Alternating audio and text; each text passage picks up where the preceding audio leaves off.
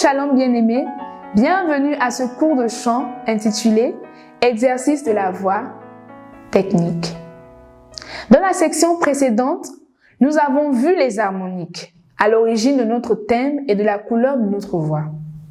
Nous avons vu quelques exercices pour travailler ces harmoniques en utilisant nos résonateurs buccaux, laryngés et nasaux, ainsi que quelques exercices de vocalise pour travailler les voyelles et notre diction dans le chant.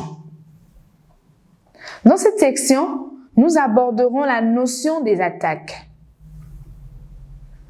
Il faut savoir que la qualité d'une bonne exécution vocale dépend souvent de la façon dont on entame le chant. Il est donc nécessaire de bien préparer ces entames dites attaques. Premièrement, nous avons l'attaque glottale. Lors de l'attaque glottale d'une note, les cordes vocales se ferment avant la production du son. La note est précédée d'un clic. Dites U, E plusieurs fois et vous verrez que le U sonne corde fermée et le E corde ouverte.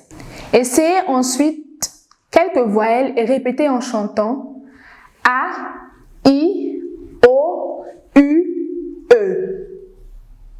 Ensuite, nous passons à l'attaque simultanée. Lors de l'attaque simultanée d'une note, les cordes vocales restent ouvertes jusqu'à la phonation. Cela donne un début de note très propre.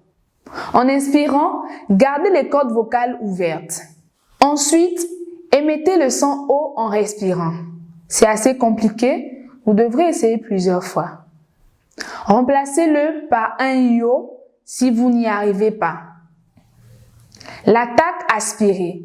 Les cordes vocales restent ouvertes et la note est donc précédente d'un petit H aspiré. Gardez les cordes vocales ouvertes. Commencez à inspirer avant de produire la note. Produisez la note O qui sera plutôt un O à l'anglaise. Il faut donc chanter en veillant à ne pas être crispé pour réussir les attaques de chant. Pour être détendu, voici quelques mouvements à faire.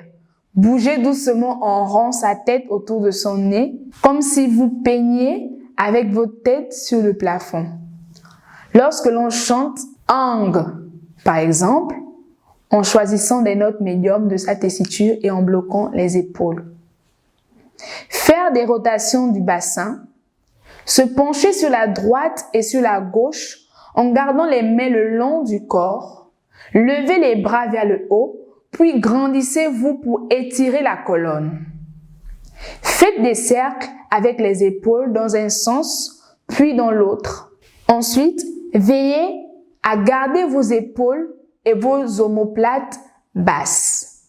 Faites des rotations de la nuque dans un sens, puis dans l'autre. Tous ces exercices aident à détendre les muscles pour mieux libérer votre voix et réussir vos attaques. Dans la section suivante, nous verrons quelques conseils pour chanter juste.